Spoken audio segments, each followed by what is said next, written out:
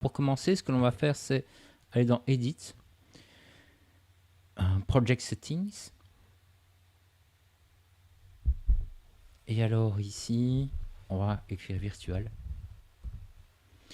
Et alors, pour ceux qui utilisent les UDIM, il faut absolument cocher cette case-là.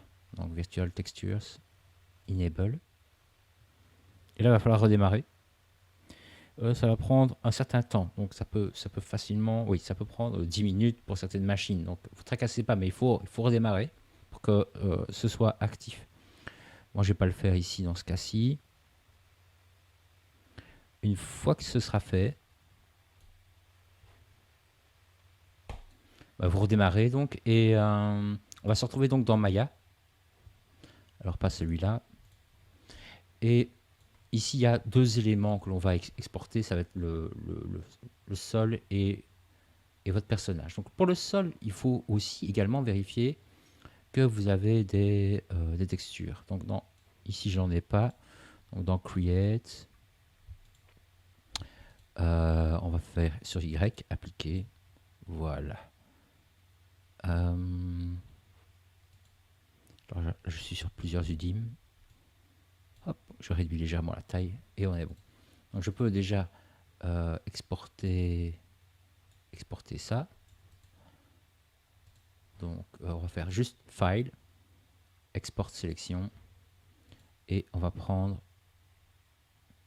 de l'FBX. Je vais indiquer un chemin.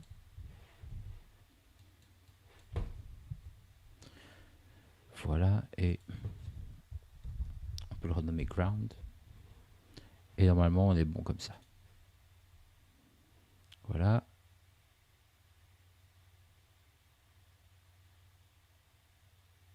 Ok, ça devrait aller. Et alors, pour le robot, ce que l'on va faire, on va faire Show, Known Show. On va faire, par exemple, Polygons. Alors, le décor, j'en ai pas besoin. Je vais sélectionner tout ça. Et ensuite, je masque et j'affiche les joints. Je sélectionne tout ça. Donc on a bien le robot, le maillage du robot et ici les joints.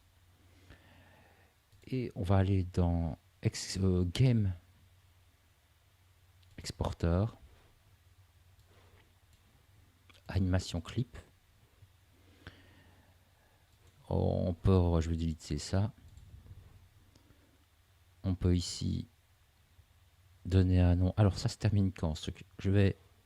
On était plus ou moins vers 1600, je vais regarder.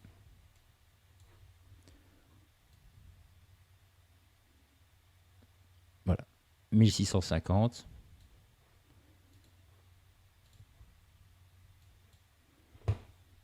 On va donner un nom.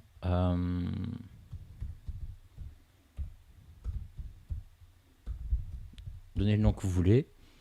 Un chemin. Voilà. Choose. Et je vais le renommer bloc A mesh. Et on devrait être bon.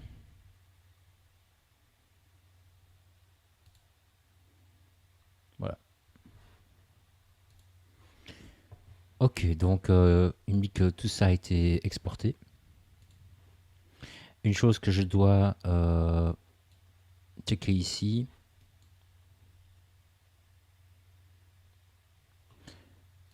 Voilà, c'est la taille.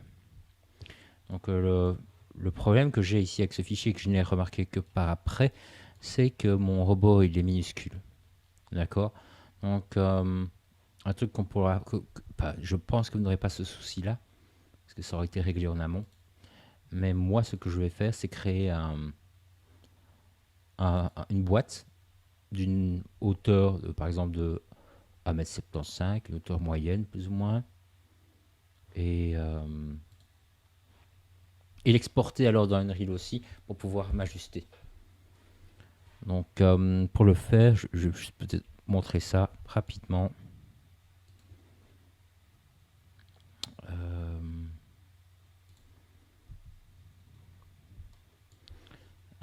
Alors, la grille, comme ceci. Alors, moi, j'aime bien utiliser un Measure Tool avec X enfoncé pour snapper sur la grille. Je clique une fois. Voilà. Hop. Voilà. Voilà. J'ai mon locateur qui est ici. Et je vais augmenter. Voilà, jusqu'à avoir la bonne taille. Alors, est-ce que je peux... Voilà, 175.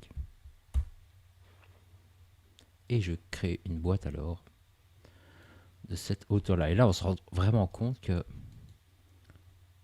ma boîte est vraiment trop petite. Alors, je regarde si j'ai une bonne hauteur. Oui.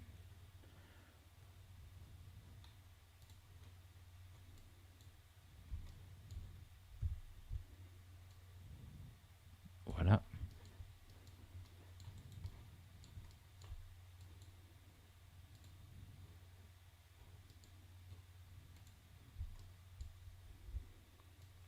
Et voilà, il me restera plus qu'à exporter ceci.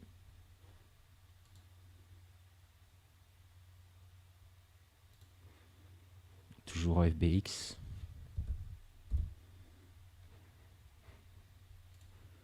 Voilà.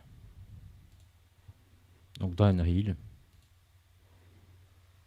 on a ici le Content Browser. Et on a par défaut, je pense, vous voyez, des animations, je me demande s'il n'y a même pas des assets ou des choses comme ça ici, déjà prédéfinies. On n'en a pas besoin pour le moment. Donc, dans Content, ici dans All, je vais faire un dossier. Donc, on va faire un clic droit.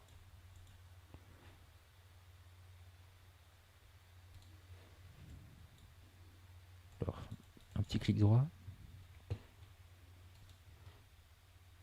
Voilà, donc dans Content, New Folder, je vais nommer bloc 1. Trouvez peut-être un nom un peu plus en rapport avec votre projet. Et je refais un clic droit ici, Import to Game. Et je vais aller chercher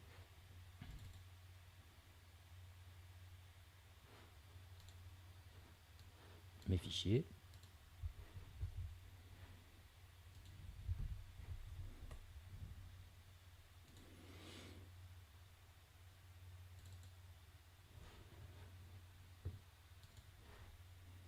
Donc une boîte de dialogue apparaît et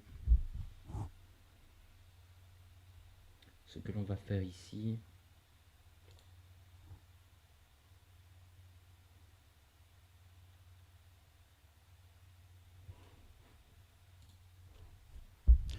c'est ici on va cocher Import Animation. Et alors dans Advanced, on devrait cocher, enfin, en tout cas dans mon cas de figure, alors où est-ce qu'il est?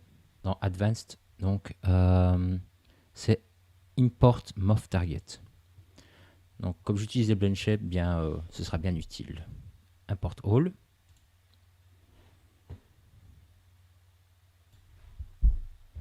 Voilà, donc ici tout a été importé. On a le dossier bloc 1, on a différentes choses. Entre autres, ce qui nous intéresse, c'est qu'on a tous les matériaux grâce au FBX. Donc, je vais glisser ici bloc 1 Mesh, animation. Voilà. Et un petit zoom dessus. Comme ceci, juste pour voir si le mouvement est bon. Donc ici, une fois que j'ai glissé mon perso, ce que je vais faire, c'est aller dans Animation. Ici, on va faire... Ici, c'est Use Animation Asset. Et là, on a ici, normalement, la séquence. Je vais faire un flip de 90. le rapprocher un petit peu. Donc j'ai appuyé sur play. Voilà, et donc là on a notre robot qui bouge et c'est très bien. Ici il est vraiment très petit, mais on voit que l'animation se passe plutôt pas mal. On peut regarder les blend shape. Ici je suis un peu petit pour vraiment voir les détails, donc j'ai appuyé sur Escape. Et dans un premier temps, je sélectionne normalement dans Général, Scale, je vais verrouiller ici les channels pour avoir une échelle homothétique, voilà, sur 10 par exemple.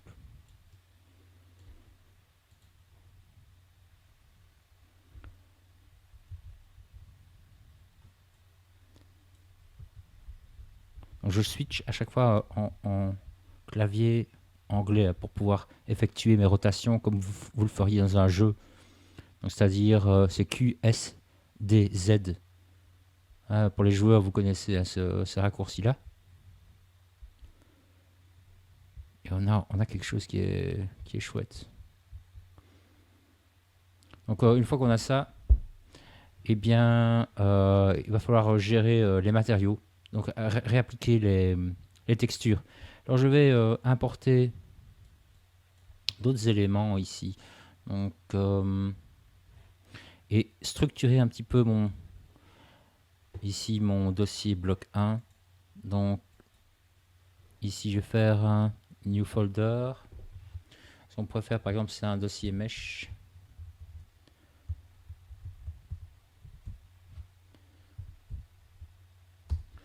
Voilà. Matériel. Ok. Dans matériel, je vais prendre tout ça. Alors, je vais glisser tout ça là-dedans.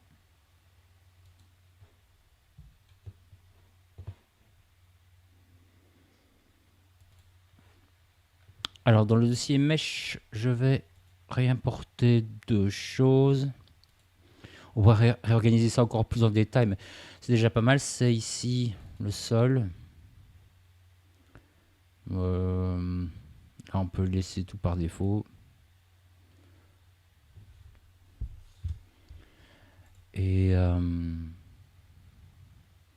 il faudra peut-être que je réorganise. On va importer aussi le perso, ce que j'appelle le perso. On va regarder un peu la taille. Voilà.